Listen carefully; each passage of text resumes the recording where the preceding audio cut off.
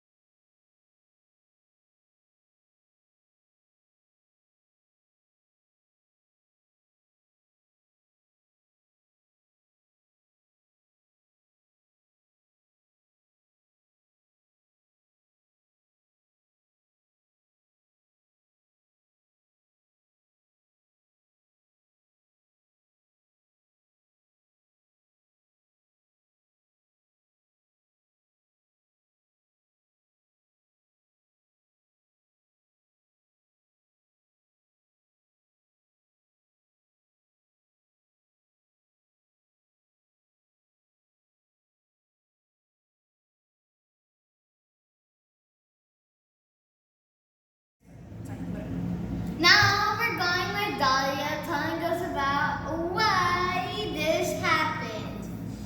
The reason why this dish soap reacts to milk and food coloring is because when liquid dish soap is added to the milk with drops of food coloring on the surface, the soap reduces the surface tension of the milk.